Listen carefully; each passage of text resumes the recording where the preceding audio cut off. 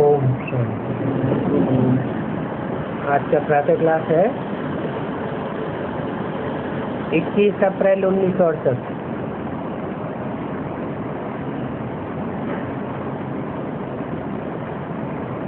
बच्चे समझते हैं, बाप बैठ बच्चों को समझाते हैं।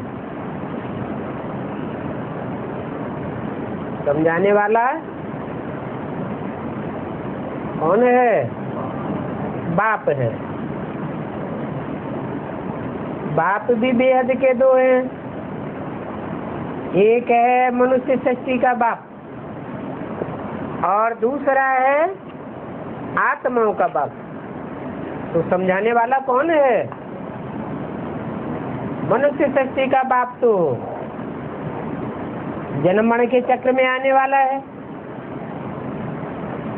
जो जन्म मरण के चक्र में आने वाला है वो तो पूरी बात समझा ही नहीं सकता। सृष्टि के आदि मध्य अंत का ज्ञान नहीं दे सकता। कौन दे सकता है?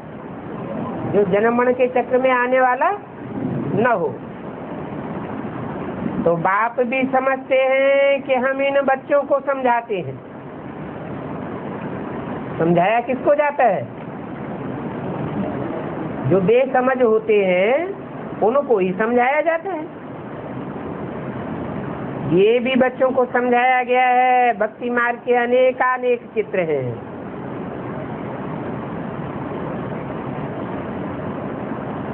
चित्र किस लिए बनाए जाते हैं?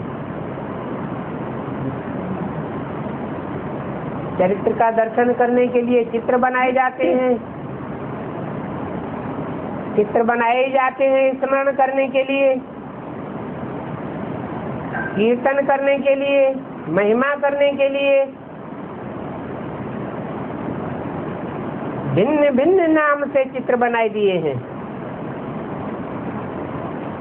जैसा जैसा जिसका काम वैसा वैसा उन चित्रों का नाम पड़ गया। जैसे बच्चे को नेपाल तरफ भेज देते हैं,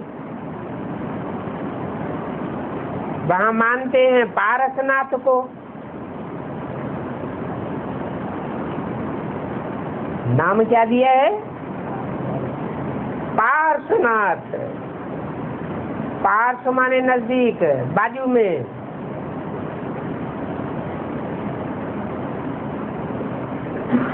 उसका बहुत बड़ा मंदिर है वहां।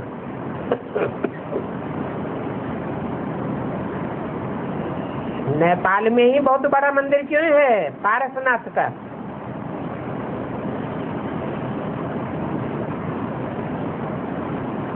नाम दिया है पारस। पारस पत्थर का भी ज्ञान है। संग के रंग से ही परिवर्तन कर देता है। स्पर्श मात्र से ही परिवर्तन हो जाता है।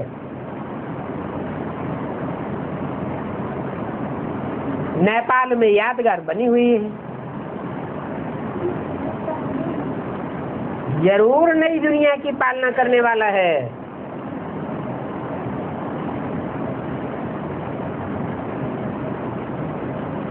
जैसे माँ और बाप के संसर्ग संपर्क में आने से बचपन से ही बच्चे में संस्कार पड़ते हैं।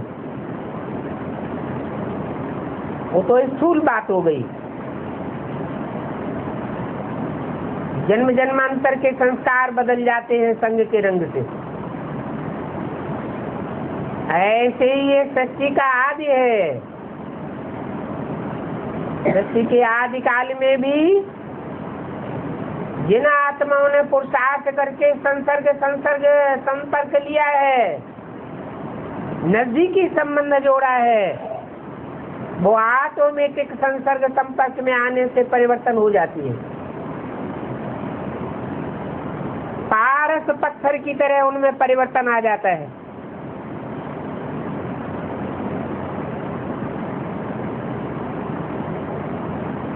पार्श्वनाथ के 4 दरवाजे हैं।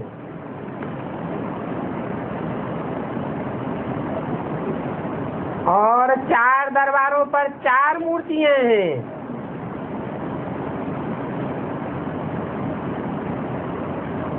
चौथे में कृष्ण को रखा है। पहले तो ऐसा था,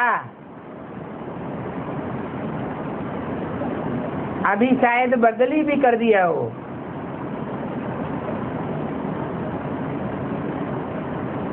तो वो पारसनाथ किसको कहते हैं? जरूर शिव बाबा को ही कहेंगे, जिसके संग के रंग में आने से, पास में बैठने से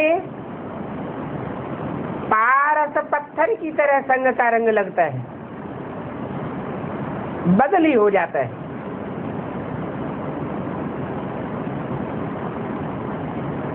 क्योंकि मनुष्यों को पारस बुद्धि भी वो ही बनाते हैं। वो है भी मन बुद्धि रूपी आत्मा।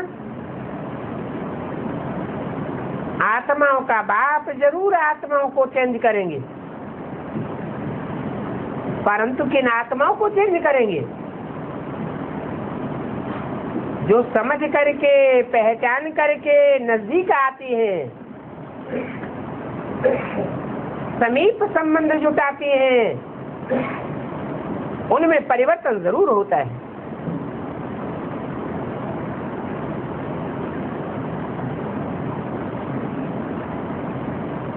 तो चित्र वहां तो अनेक प्रकार के देखेंगे। पहले पहले उन नेपालियों को भी समझाना है कि ये है ऊंच से ऊंच भगवान।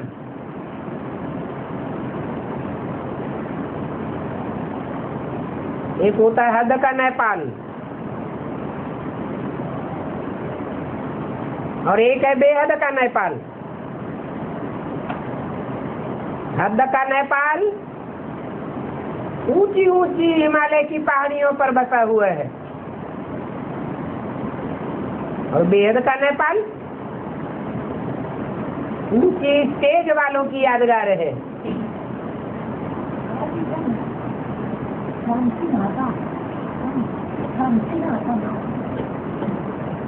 ऊंची स्टेज जरूर सूर्यवंशियों की रही है।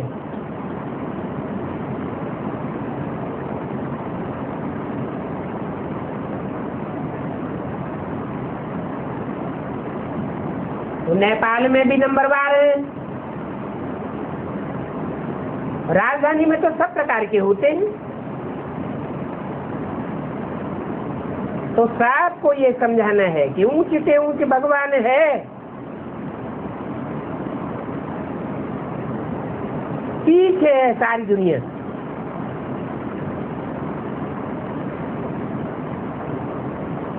सारी दुनिया में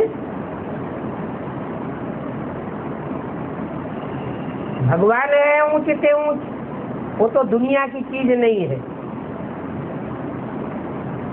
परे से परे परम धाम का वासी है। परंतु इस दुनिया में फिर नंबरवार कौन है? जरूर कहेंगे लक्ष्मी नारायण या विष्णु।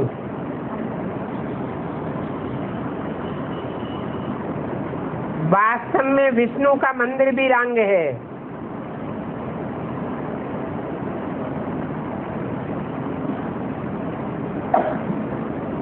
क्योंकि विष्णु चतुर्भुज, चार भुजा वाला कोई मनुष्य नहीं होता है।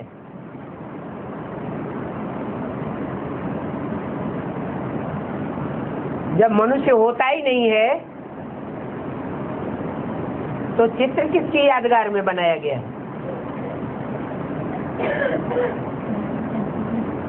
जैसे रावण कोई होता ही नहीं है एक आदमी, फिर दशरथ का जो चित्र चेहरे बनाए हुए हैं वो किसकी यादगार में बनाए? जरूर कोई ने संगठित पुरुषार्थ किया है। ऐसे ही विष्णु भी कोई 4-5 आत्माओं का संग्रह है। कोई है ऐसी आत्माएं जिन्होंने आपस में मिलकर के संस्कारों का पहले पहले मेल किया है।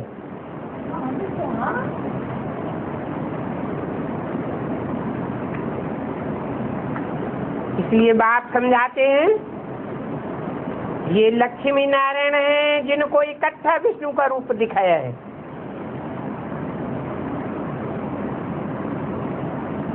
कौन कौन इकट्ठे हुए?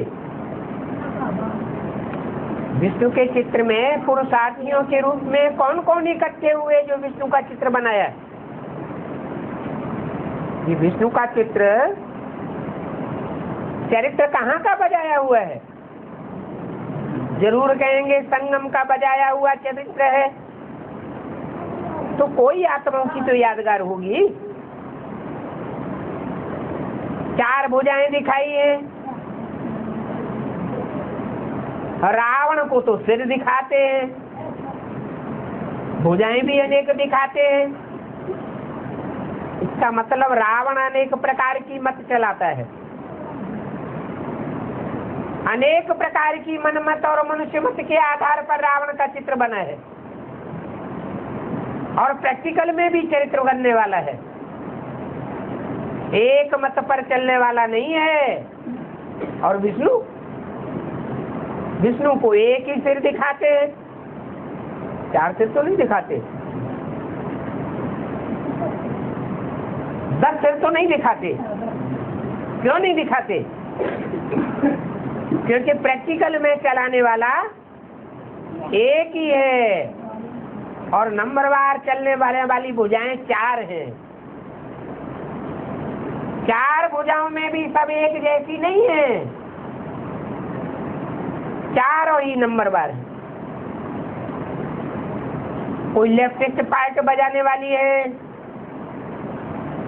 कोई लेफ्टिस्ट पार्ट में भी ऊंच पार्ट और नीचे पार्ट बजाने वाली है।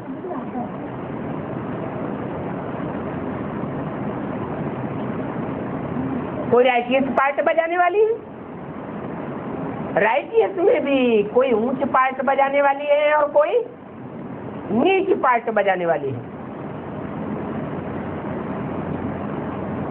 नीच का मतलब दुनिया के मुकाबले नीच नहीं, उनका आपस में तालमेल किया जाए तो बात निकलती है कि वो ऊंचे हैं और वो उनके मुकाबले निकलते हैं। इसलिए विष्णु को 4 भुजाएं दिखाते हैं। 4 भुजाओं में कोई राइटियस है, कोई लेफ्टिस्ट है।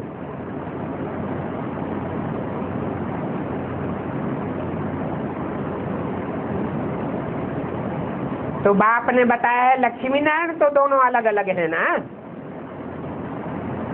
परंतु विष्णु के चित्र में 4 भुजाएं क्यों दिखाई हैं? भुजा तो मददगार की निशानी होती है। आत्मा एक है या 2 है? एक आत्मा से एक भुजा रूपी यादगार दिखाई जाएगी ना। भुजा माने मददगार,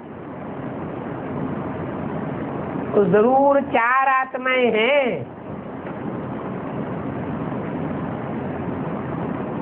2 है संगम युगी और 2 है सतयुगी। फिर भुजाएं अपने आप चलती हैं क्या है? अरे रावण के भी 5 विकार हैं। पुरुष मुख की यादगार और 5 तत्व है स्त्री चोले की यादगार। तो उनको चलाने वाला कोई तो होगा। कौन है? रावण के सर पर गधे का चित्र दिखाते हैं जो देववाहन का सूचक है। वो देववाहन है 10 सर को चलाने वाला। ऐसे ही विष्णु का जो चित्र है उसमें लेफ्टिस्ट और राइटिस्ट 4 ही भुजाएं रूपी आत्माएं उनको चलाने वाला कौन है? कोई होगा या नहीं होगा? है? कौन है? चारों भुजाओं को चलाने वाला है वो मुकर्रर रथधारी आत्मा, जो मनुष्य सृष्टि का बाप कही जाती है। इसलिए ऊंचे से ऊंचे कहेंगे शिव बाबा को, फिर कहेंगे next to God is Prajapita.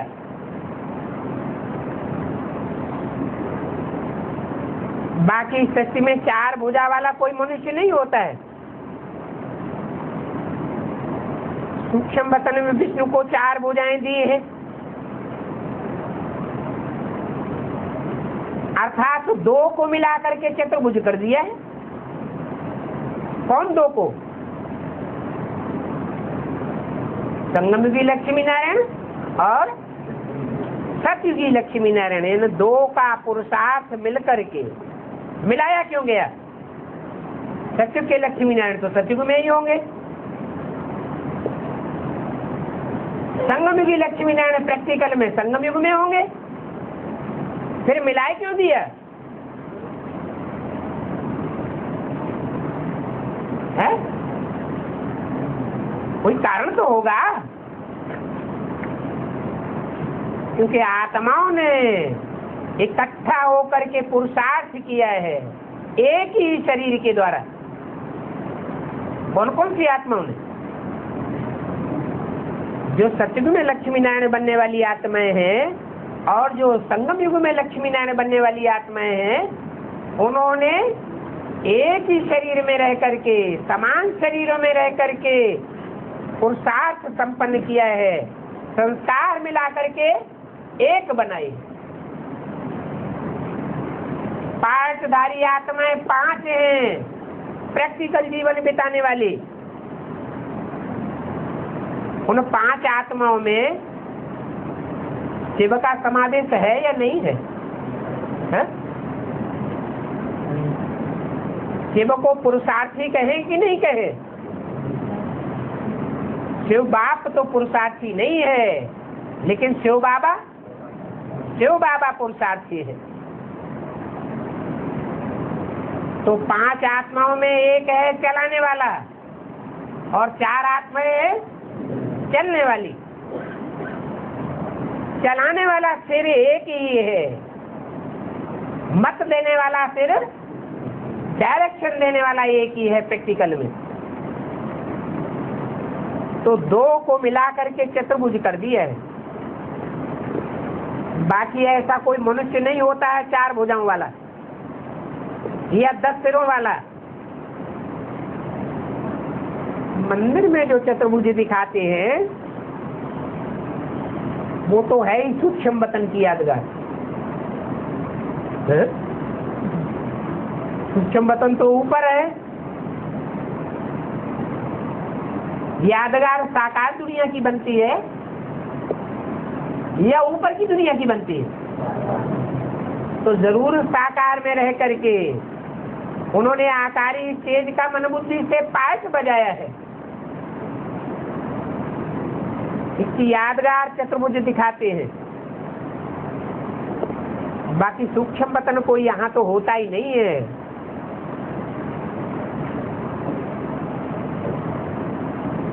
ये तो इस साकार दुनिया से परे की स्टेज में रह करके संकल्प विकल्प करने की बात है।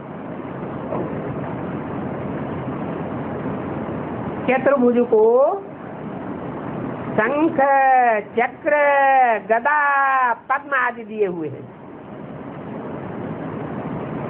परंतु ऐसे तो कुछ भी नहीं होता। ये यादगार क्यों दी हुई है?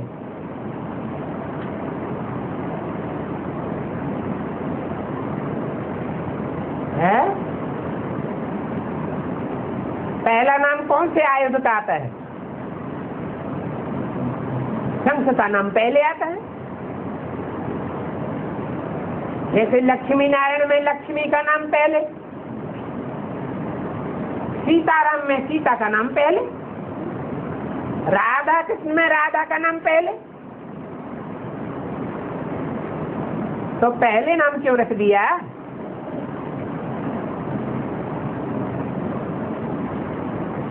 क्योंकि जब तक शंखनाद नहीं होता है चारों ओर, आवाज नहीं फैलती है।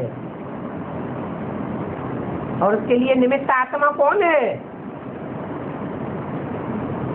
शंखनाद करने वाली वैष्णवी शक्ति।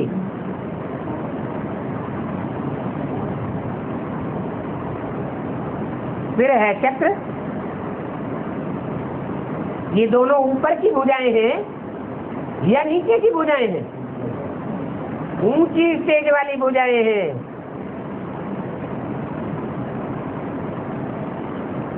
फिर गदा और पद्म दिखाया गया है। बाकी प्रैक्टिकल में ऐसी कोई बात नहीं है, समझने की बातें हैं। ये चक्र भी कोई विष्णु की बात नहीं है, ये तो तुम बच्चों को है। सच्ची का चक्र तुम बच्चों की बुद्धि में नंबरवार पुरुषार्थ संसार घूमता है।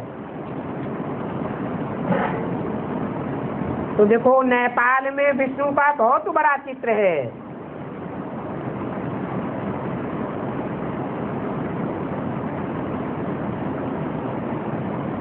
नेपाल में ही यादगार क्यों है?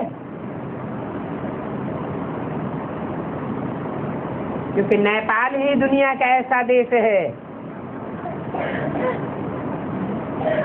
जहां आदि से लेकर के अंत तक राजाओं का राज्य चला है। बाकी अंत में तो सबको नीचे गिरना ही है थोड़े समय के लिए।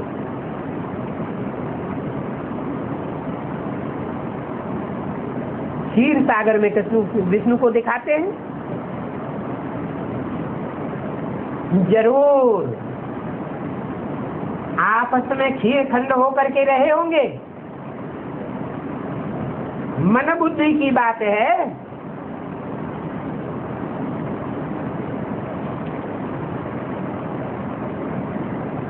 पानी में थोड़ा सा दूध डाल देते हैं,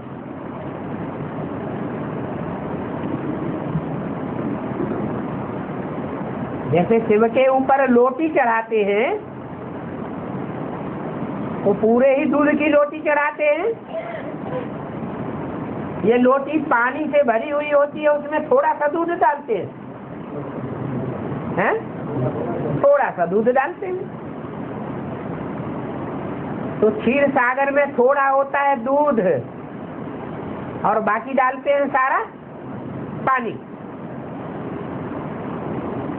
पूजा के दिनों में ऐसा होता है, सदैव नहीं होता है। भक्ति मार्ग में क्या होता है? पूजा, और ज्ञान मार्ग में याद। संगम युग की बातों को भक्ति मार्ग में टैली किया है स्थूल रूप में।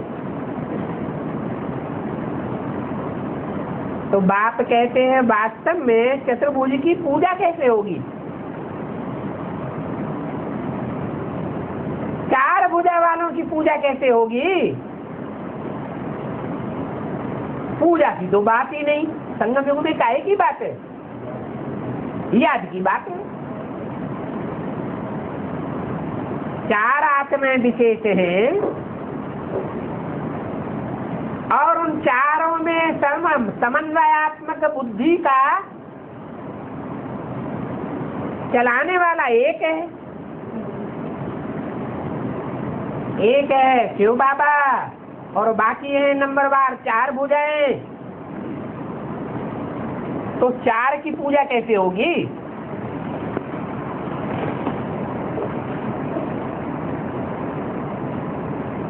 चार नंबरवार हैं तो चारों के नंबरवार फॉलोअर्स भी तो होंगे। वैष्णवी के फॉलोअर्स होंगे, वो चार भुजाओं में से किसको ज्यादा याद करेंगे? शंख को याद करेंगे, शंखनाद की बात को याद करेंगे। चक्र के फॉलोअर होंगे। तो जैसा मम्मा का बुद्धि का चक्र घूमता रहता था ज्ञान में, ऐसे वो आत्माएं भी सारस्वत किस्म की आत्माएं होंगी, सरस्वती पुत्र होंगे। बाकी पूजा की बात नहीं है। स्मृति में बार बार वो आत्माएं आती रहेंगी, क्योंकि जन्म जन्मांतर का उन आत्माओं के साथ उनका संबंध जुटा हुआ है। शूटिंग कहाँ होती है? संगम युग में शूटिंग होती है। बाकी विष्णु इतना लंबा कोई मनुष्य तो होता नहीं है, फिर इतना लंबा क्यों बनाई दिया है? जैसे बुद्ध का चित्र बहुत बड़ा बनाते हैं, इतने बड़े मनुष्य तो होते नहीं है। जैनियों में बाहुबली का चित्र कितना बड़ा बनाई दिया है। हिंदुओं में पांडवों का चित्र कितना अच्छा तो ऊंचा बनाते हैं। उन पांडवों में भी भीम को कितना लंबा चौड़ा दिखाते हैं। क्यों? इतने लंबे चौड़े होते थे क्या? क्या काम किया? जरूर बुद्धि का इतना विशाल बुद्धि से काम लेने की बात है, मनन चिंतन मंथन करने की बात है। कई बच्चे लिखते हैं, बाबा आप तो सूक्ष्म वतन को भी उड़ा देते हैं। अरे तुम सूक्ष्म वतनवासी बनते हो तो ऊंची स्टेज में उड़ते हो या नीचे की दुनिया में रहते हो? है? ऊंची स्टेज में उड़ते हो तो बाप भी सूक्ष्म वतन को उड़ाए देते हैं। अरे ये सारी समझने की बातें हैं। चार भुजा वाला कोई मनुष्य थोड़े ही होता है। ये लक्ष्मी नारायण को मिलाकर के चतुर्भुज दिखाया है। कौन से लक्ष्मी नारायण को मिलाकर? सतयुग में जो लक्ष्मी नारायण बनते हैं जो आत्माएं, और संगम युग में जो लक्ष्मी नारायण नर नारायण बनते हैं, उन आत्माओं के स्वभाव संस्कार को मिला करके संगम युगी पुरुषार्थी जीवन की यादगार दिखाई है। वास्तव में वो मिलते भी नहीं है कि साकार जीवन से प्रैक्टिकल में आमने सामने होकर मिले हो। मिलते हैं क्या? नहीं। कैसे? फिर इकट्ठा क्यों दिखाई दिया? कारण कुछ तो होगा है? हाँ, सतयुग में बनने वाले जो लक्ष्मी नारायण हैं वो आत्माएं संगम युग में पायक बजाने वाली जो प्रैक्टिकल आत्माएं हैं शरीरधारी, उनमें प्रवेश करके पायक बजाती हैं। तो उसको कैसे दिखाया जाए? इसलिए चार भुजाओं का चित्र दिखाते हैं। बाकी ऐसे मिलने की कोई बात नहीं है। लक्ष्मी का जन्म अलग होता है और नारायण का जन्म अलग होता है।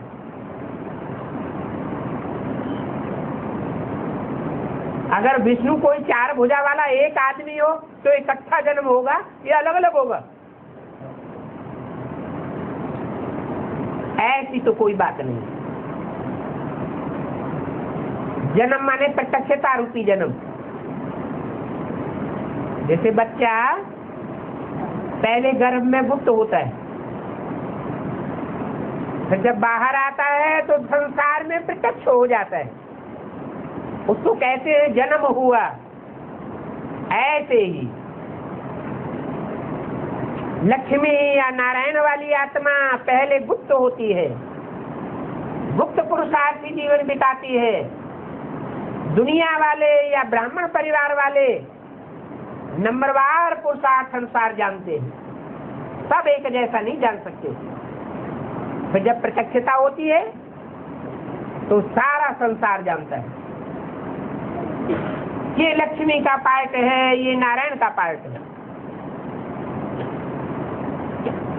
तो जन्म भी जरूर अलग अलग होता होगा, अर्थात प्रत्यक्षता रूपी जन्म नंबरवार होता है, एक साथ नहीं होता। राधे का जन्म अलग और कृष्ण का जन्म अलग। कहाँ की बात? सतयुग की बात बताई या संगम युग की बात बताई? संगम युग में जरूर बाप आकर के जब ब्राह्मणों का पुरुषार्थ कराते हैं तो कोई ब्राह्मणों का ग्रुप है चंद्रवंशी ग्रुप की यादगार में चला जाता है, चंद्रवंशियों जैसा पुरुषार्थ करता है। कोई ग्रुप है सूर्यवंशियों जैसा पुरुषार्थ करता है। तो कृष्ण का जन्म सूर्यवंशियों के बीच और राधा का जन्म ज्ञान चंद्रवंशी ब्रह्मा को फॉलो करने वालों के बीच होता है। जरूर दोनों के माँ बाप अलग अलग होंगे। कृष्ण को प्रत्यक्षता रूपी जन्म देने वाले माँ बाप अलग होंगे और राधा को प्रत्यक्षता रूपी जन्म देने वाले माँ बाप अलग होंगे।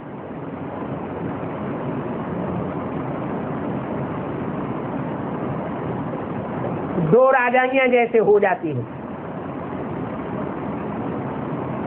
नई दुनिया बनेगी तो एक राज्य होगा, एक धर्म होगा, एक कुल होगा कि दो दो होंगे? या तो दो दो हो गए, एक सूर्यवंशी एक चंद्रवंशी, फिर दोनों मिलकर के एक कैसे हो? ये एक समस्या बन जाती है। तो ये बात भी बुद्धि में आना चाहिए क्या कि सूर्यवंशी कृष्ण और चंद्रवंशी राधा ये दोनों का मिलन कैसे हो? दोनों के परिवार वाले मिलकर के एक कैसे बने?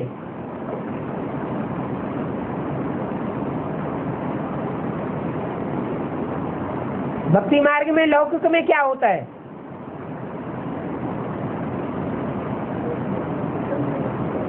कन्या पक्ष और वर पक्ष दो पक्ष होते हैं। यहाँ भी सूर्यवंशी कृष्ण, चंद्रवंशी राधा। बड़ा किसको माना जाता है, छोटा किसको माना जाता है? वर पक्ष को बड़ा माना जाता है, कन्या पक्ष को छोटा बनना पड़ता है। कौन किसके सामने झुक करके चलता है? कन्या पक्ष वाले वर पक्ष के सामने झुक जाते हैं। अपने स्वभाव संस्कार को, अपने कुल की शान मर्यादा को कन्या को वर के सामने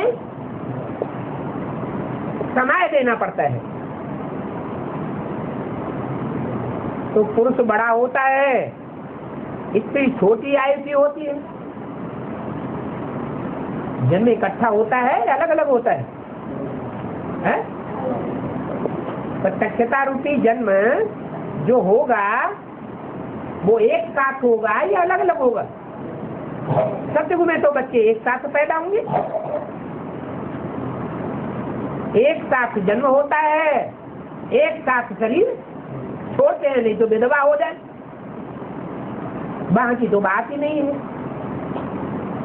यहाँ की बात है संगम युग में कि जिनका पुरुषार्थ बड़ा वो पहले प्रत्यक्ष होते हैं और जिनका पुरुषार्थ कम होता है वो बाद में प्रत्यक्षता रूपी जन्म लेते हैं। तो इसकी आयु की छोटी होती है, इसलिए ये चतुर्भुज तो कोई चीज ही नहीं रही। दिखाते हैं तो जरूर कहेंगे, परंतु बात समझाते हैं। ये भक्ति मार्ग के शास्त्र, ये भक्ति मार्ग के चित्र आदि जो भी है इनको छोड़ दो, इनका आधार न लो। बाप जो क्लैरिफिकेशन देते हैं, जो समझानी देते हैं, उस समझाने का आधार लेना चाहिए। क्यों? भक्ति मार्ग तो 2500 साल चलता है, ज्ञान मार्ग तो अभी संगम युग में भी पूरा 70 साल हो गए, नहीं चल पा रहा। फिर भक्ति मार्ग की बातें क्यों छोड़ देनी चाहिए? क्योंकि अभी ज्ञान मार्ग जिंदाबाद होने वाला है और भक्ति मार्ग मुर्दाबाद होने वाला है। भक्ति मार्ग पूरा होता है, 2500 साल भक्ति मार्ग और 2500 साल ज्ञान मार्ग चलता है। अभी संगम में दोनों का संगम होता है, ज्ञान भी जोर भरता है और भक्ति भी जोर भरती जाती है। परंतु तुम बच्चों को वो भक्ति मार्ग की सारी बातें क्या करना है? भूल जानी है। अभी तुमको वापस घर जाना है। कारण क्या बताया भूलने का? ये भक्ति मार्ग कर्म कांड की बातें भूलेंगे तो ये दुनिया भूल जाएगी। ये दुनिया है नीचे ले जाने वाली, इसके वाइब्रेशन भी गड्ढे में ले जाने वाले हैं। अगर गड्ढे में जाना है तो उस दुनिया को याद करना है, भक्ति मार्ग को याद करना है। अगर गड्ढे से निकल करके ऊंची स्टेज में जाना है, जन्म जन्मांतर की सुख की टॉप मोस्ट स्टेज प्राप्त करनी है, तो भूल जाना है इन शास्त्रों को, भक्ति मार्ग के कर्म कांडों को। तुम्हारी बुद्धि में तो ज्ञान है ना। इन लक्ष्मी नारायण का नाम ही है, क्या नाम है? है? अरे नाम काम के आधार पर होता है ना। क्या नाम है? है? लक्ष्मी। क्या अर्थ हुआ? लक्ष्य प्राप्त किया है। किसने? है? विष्णु चतुर्भुज में नारी का पार्ट बजाने वाले कितने पार्ट हैं, पात्र हैं?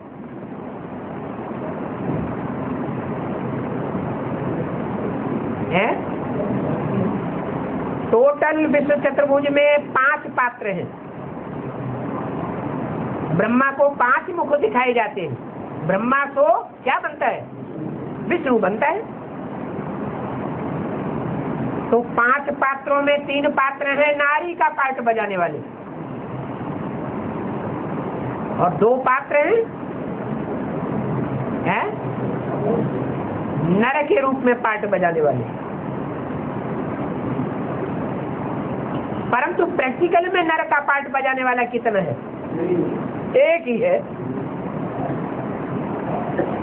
इसलिए बाप कहते हैं तुम सब हो सीताएं, राम बाप है एक, तुम सब पार्वतियां हो। तुम सब पार लगाने वाली हो। ये नहीं कहा तुम सब राधाएं हो। क्या? राधा सिर्फ एक का ही नाम है, क्योंकि राधा ही ऐसी है जो लक्ष्य को प्राप्त करती है, संपन्न 100% से ही। कौन सा लक्ष्य? नारी से लक्ष्मी बनती है।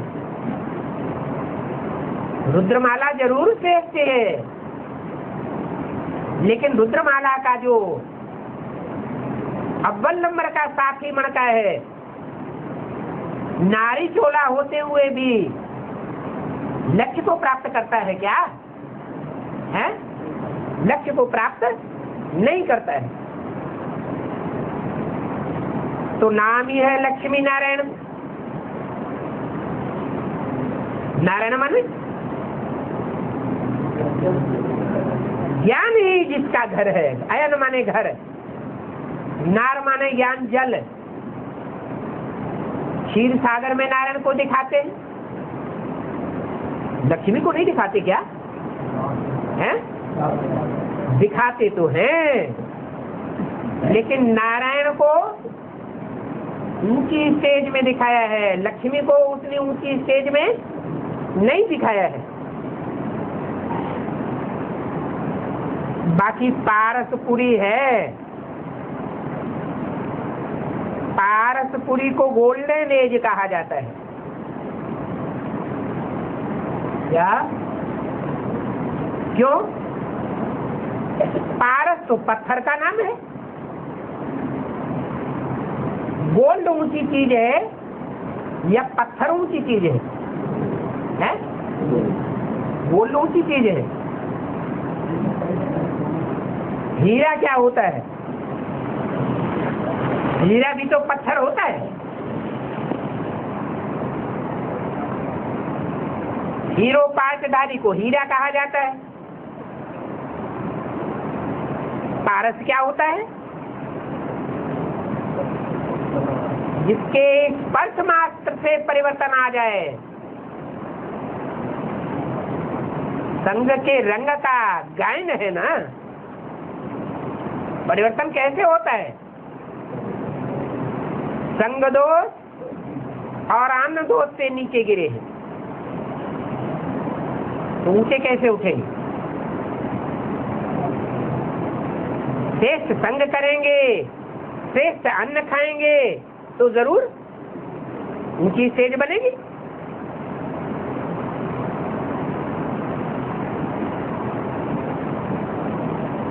जो पुरुषार्थी अन्न के ऊपर ध्यान नहीं देते हैं,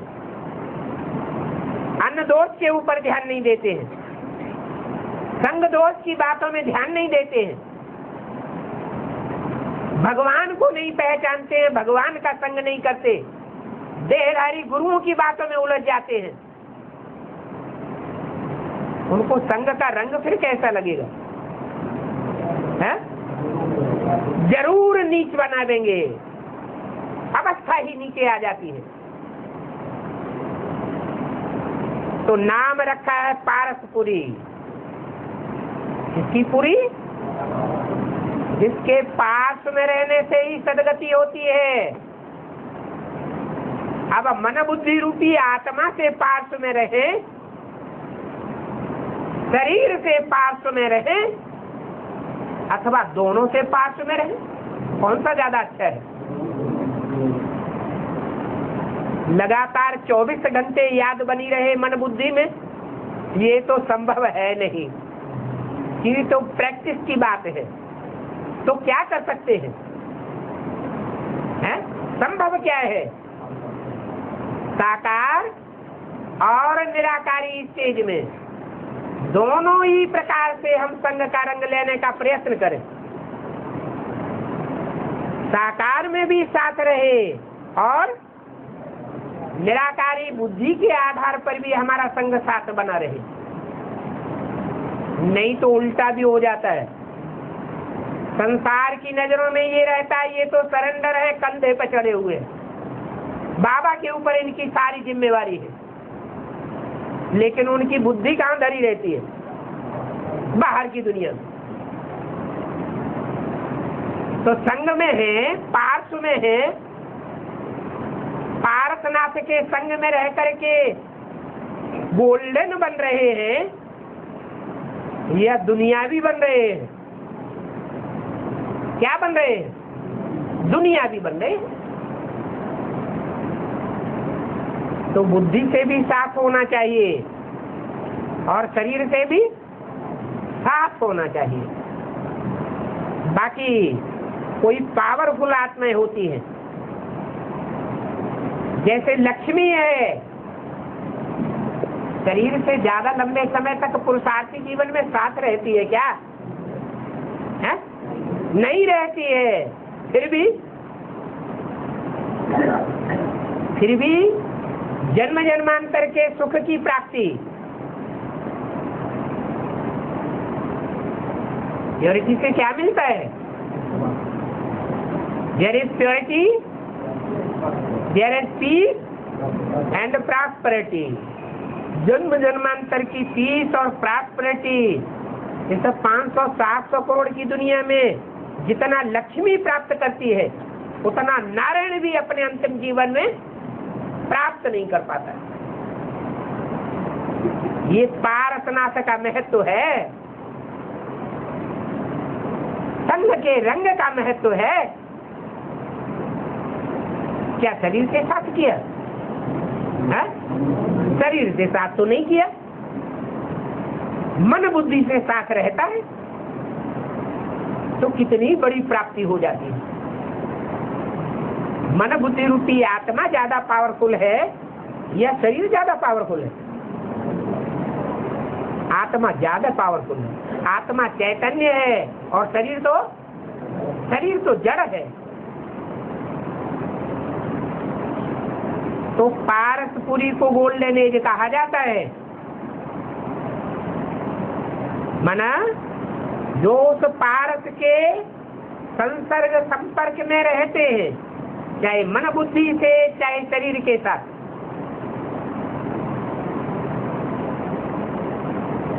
एक शर्त है, अगर शरीर के साथ कोई संग करता है, साथ में रहता है, तो जो निभाने वाला होगा आदि से अंत तक उसको ज्यादा प्राप्ति होगी, या जो निभाने की इच्छा को छोड़ देगा, एग्रीमेंट को तोड़ देगा, उसको ज्यादा प्राप्ति होगी। जो अंत तक निभाने वाला हो। लक्ष्मी नारायण के बीच में लंबे समय तक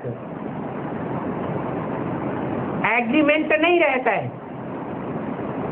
अंत में जाकर के वो स्टेज आती है जिसे कहते हैं 16,000 का परिवार, संपूर्ण पवित्र समर्पित जीवन। उसमें लास्ट में आने वाला भी कैसा जाएगा? फास्ट चला जाता है। उसमें किसका नंबर आता है? तो जरूर कहेंगे लास्ट में भी आवे और फास्ट चला जावे, तो जरूर लंबे समय तक बंधन में रहा होगा। इसलिए 3 मूर्तियों में एक मूर्ति को बकरी बोल दिया है। किसको? लक्ष्मी का पाठ पुरुषार्थी जीवन में बकरी का बनाई दिया। बकरी के कान कितने होते हैं? 2 होते हैं। कितने बड़े बड़े होते हैं, छोटे छोटे होते हैं? बड़े बड़े कान होते हैं। माने ज्ञान बहुत सुनती है, लेकिन दूसरों के द्वारा कान पकड़ा हुआ है। इसलिए सुनते हुए भी वो ज्ञान काम में नहीं आता, क्योंकि ज्ञान ऐसी चीज है जब तक प्रैक्टिकल जीवन में सन्मुख होकर के न सुना जाए तब तक ज्ञान काम नहीं करता। किसी को लिटरेचर दे दो, उससे उसका कल्याण हो जाएगा। लिटरेचर देने से कभी कोई काम नहीं होता। कब होता है? उसको सन्मुख बैठ करके कुछ न कुछ समझाया जावे, समझने वाले की कान हिले, तो समझा जाए कि इनकी बुद्धि में कुछ बैठा है, तो उसको लिटरेचर देने से भी फायदा है। घर में जाकर के पढ़ेगा तो कुछ बुद्धि में बैठेगा। ईश्वरीय ज्ञान सन्मुख सुनने सुनाने का है। इसलिए बोला है, भक्ति मार्ग में भी कहते हैं, सन्मुख होय जीव मोई जबहि, जन्म कोटि अघनाश हित बहि। ये संग के रंग की महिमा है। एक एक बात यहाँ क्लियर की जाती है। जैसे बाप समझाते हैं, ऐसे विष्णु का अर्थ और कोई भी समझा नहीं सकता। क्या कहा? बाप की पहचान में एक पॉइंट और का ऐड कर लेना चाहिए। क्या क्या पॉइंट ऐड करना चाहिए? जैसा बाप विष्णु चतुर्भुज का अर्थ गहराई से समझा सकते हैं, ऐसा गहराई से अर्थ समझाने वाला और कोई भी मनुष्य मात्र नहीं हो सकता। कौन बाप है? शिव बाप। समझाने वाला कौन है? शिव बाप ही समझाने वाला है। बाप के सिवाय और कोई ऐसी गहराई की बात को समझा ही नहीं सकता, जानते ही नहीं। ये तो भगवान खुद आकर के समझाते हैं। और भगवान कहा जाता है शिव बाबा को। क्या भगवान किसको कहा जाता है? शिव को नहीं कहा जाता है। क्यों? शिव बाप को भगवान क्यों नहीं कहा जाता है? हाँ, शिव बाप तो बिंदी मात्र है। भाग्य से संबंधित है शब्द। और भाग्य साकार का होता है या निराकार का होता है? भाग्य तो साकार का ही होता है, दुर्भाग्य भी साकार का होता है। बिंदी तो भाग्य बनाती नहीं और भाग्य बिगाड़ती नहीं। कौन सी बिंदी? आत्माओं की बिंदी नहीं। जो भगवान जो कहा जाता है वो मुकर्रर रसधारी आत्मा में जो प्रवेश करने वाली आत्मा शिव है, वो न भाग्य अपना बनाती है न कभी बिगाड़ती है। तो शिव बाप जब मुकर्रर रथ में आते हैं तो उनको शिव बाबा कहा जाता है। निराकार और साकार का मेल शिव बाबा कहा जाता है तो एक ही, लेकिन नाम का अर्थ बनता है ना। एक है नाम शिव बाप और एक नाम है शिव बाबा। बाबा किसको कहते हैं? साकार और निराकार का मेल हो तो बाबा कहें। अगर कहें शिव बाप तो साकार तो है ही नहीं, मेल हुआ ही नहीं, तो बाबा कैसे कहेंगे? एक का नाम भक्ति मार्ग में अनेक प्रकार से रख दिया। जैसा जैसा काम वैसा वैसा नाम पड़ जाता है। तुम अभी अनेक नाम नहीं लेंगे क्या? तुम अनेक नामों से याद करते हो या एक ही नाम से याद करते हो? कौन सा?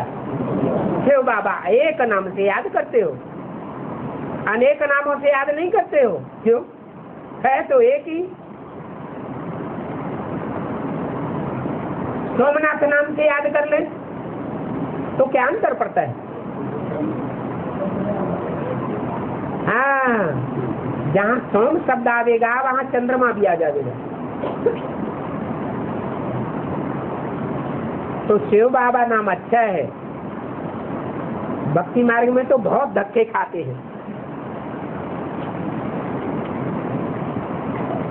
कितने नाम रख दिए हैं, कितने स्थान और ठिकाने बनाए दिए हैं, माथा टेकते ही रहते हैं। तुमने भी धक्के खाए हैं क्या? तुम अपने को बहुत ऊंचा नहीं समझना। तुमने भी बहुत धक्के खाए हैं। तो अभी वहाँ के मंदिर को देखना है। कहाँ के मंदिर को है? जो नेपाल का पारसनाथ का मंदिर है, क्षीर सागर में दिखाते हैं, वो भी देखना है। फिर उस पर समझाना है कि ऊंचे से ऊंचे है भगवान। जड़ नेपाल की बात करेंगे पहले या चैतन्य नेपाल की बात करेंगे? चैतन्य पारसनाथ के मंदिर की बात करेंगे या जो भक्ति मार्ग का जड़ नेपाल में मंदिर बना हुआ है उसकी बात करेंगे? है चैतन्य में जिन्होंने समझा होगा वो चैतन्य को समझावेंगे, वहां जावेंगे। जिन्होंने नहीं समझा होगा वो कैसे जावेंगे? सुप्रीम सोल निराकार परमपिता परमात्मा है।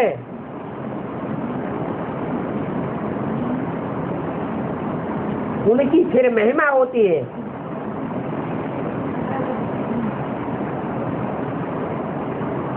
महिमा कब होती है?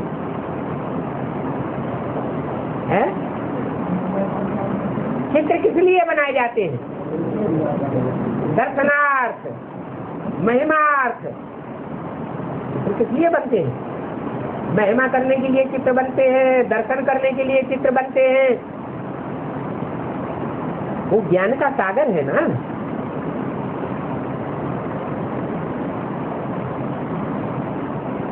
दर्शन निराकार के करेंगे क्या?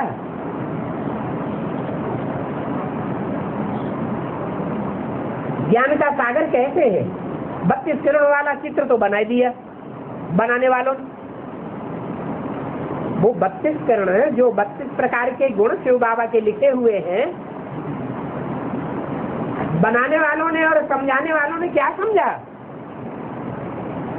वो निराकार की यादगार है या साकार में रहते हुए निराकारी स्टेज वाले की यादगार है? साकार शरीर में रहते हुए भी निराकारी स्टेज को जिसने धारण किया है और धारण करके दूसरी आत्माओं को आप समान बनाया है, उस स्वरूप की यादगार है वो शिव का निराकारी चित्र। बाकी ऐसे नहीं है कि वो कोई लिंग है।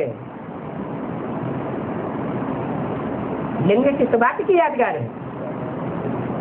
निराकारी स्टेज की यादगार है। जैसे कि हाथ, पांव, नाक, आंख, कान, इंद्रियां हैं ही नहीं, उनकी स्मृति से परे स्टेज की बात है। तो ज्ञान का सागर है, सुख का सागर है। बिंदी को सुख का सागर कहेंगे? है? नहीं कहेंगे। प्रैक्टिकल साकार में होने से दुख और सुख होता है। साकार शरीर नहीं तो सुख और सुख भी नहीं होता है। ये तो पहले समझाना है क्या कि वो निराकार साकार में आकर के सारे पार्ट बजाता है। जो 32 प्रकार के गुण लिखे हुए हैं वो साकार में आकर के संपन्न होते हैं या निराकारी स्टेज में परमधाम में बैठ करके संपन्न होते हैं। मुक्ति दाता है, जीवन मुक्ति दाता है। तो कैसे दाता है? साकार में आता है तब तो दाता है। ज्ञान दाता है। ज्ञान सिर्फ तो ब्रह्मा के मुख से सुना देने से ज्ञान हो जाता है क्या? ब्रह्मा को कहें कि ब्रह्मा को, दादा लेखराज को शिव बाप का प्रैक्टिकल पार्ट का ज्ञान हो गया? नहीं हुआ। अगर हुआ होता तो हाथ फेल भी नहीं हुआ होता। उनको तो योगी भी नहीं कहेंगे। क्यों? क्योंकि योगियों का तो हाथ फेल होता ही नहीं। ये मुरली में बोला है। बोलने वाला कौन है? ब्रह्मा की सोल है या शिव की सोल है? शिव की सोल ने बोला। तो ज्ञान मार्ग में तो ज्ञान सागर एक ही बात है। वही पतित पावन सर्व का सदगति दाता है। अभी तुम्हारी बुद्धि में सारा चक्र है। ऊंच से ऊंच भगवान एक है। परम धाम में ऊंच से ऊंच और नीच से नीच की बात नहीं है। कहाँ की बात है? इस साकार शक्ति में ऊंच से ऊंच और नीच से नीच पार्ट बजाने वाले की बात है। उनके लिए ही गायन है, सिमर सिमर सुख पाओ। ऊंच से ऊंच को याद करेंगे तो सुखी होंगे या दुखी होंगे? सुखी होंगे। सिर्फ एक बात को याद करो, अर्थात सिमरन करते रहो। सिमरन करते रहो माने स्मरण करते रहो, याद करते रहो। ये जीवन मुक्ति है। बाप से ही ये वर्षा मिलता है। क्या बाप से क्या वर्षा मिलता है? जीवन मुक्ति का वर्षा बाप से ही मिलता है। बाप तो दो हो गए बेहद के, एक बिंदु बिंदु आत्माओं का बाप, उससे जीवन मुक्ति का वर्षा मिलता है। इब्राहिम बुद्ध क्राइस्ट गुरु नानक जो बिंदु को याद करते करते शरीर छोड़ करके चले जाते हैं, साकार को पहचानते ही नहीं, उनको जीवन मुक्ति का वर्षा मिलता है क्या? नहीं। जो पक्की पक्की जीवन मुक्ति वाली दुनिया है उसमें तो वो आते ही नहीं। सिर्फ एक जन्म की नाम मात्र के लिए जीवन मुक्ति मिलती है।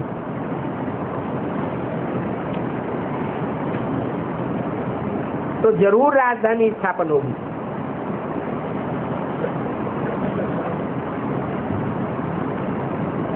ये वर्षा जीवन मुक्ति का सिर्फ लक्ष्मी नारायण नहीं पावेंगे, उनकी सारी रसधार राजधानी है जो जीवन मुक्ति का वर्षा पाती है।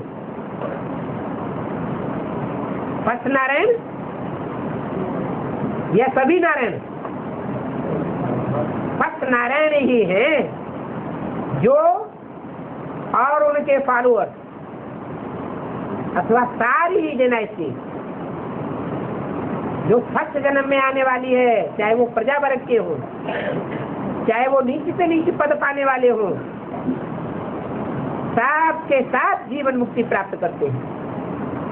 जीवन में भी रहते हैं, शरीर छोड़ते नहीं है, जीवन में रहते हुए ही सुख शांति का वर्षा प्राप्त कर लेते हैं। उनकी सारी राजधानी होगी, और वो राजधानी सिर्फ सतयुग में ही होगी या संगम में भी होगी है? जीवन मुक्ति का वर्षा यही अनुभव करना है या सतयुग के अगले जन्म में अनुभव करना है? शरीर छोड़ करके अनुभव नहीं करना है, ये शरीर रहते रहते ही मन बुद्धि से अनुभव करना है।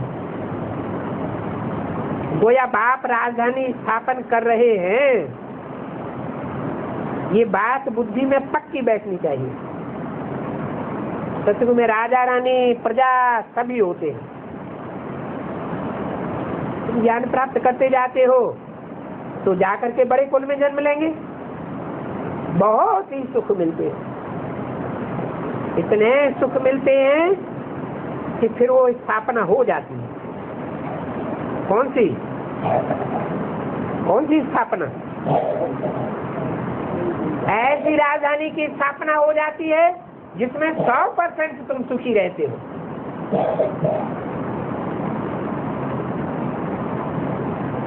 सतयुग के दूसरे तीसरे चौथे जन्म में वो 100% सुख नहीं रहेगा।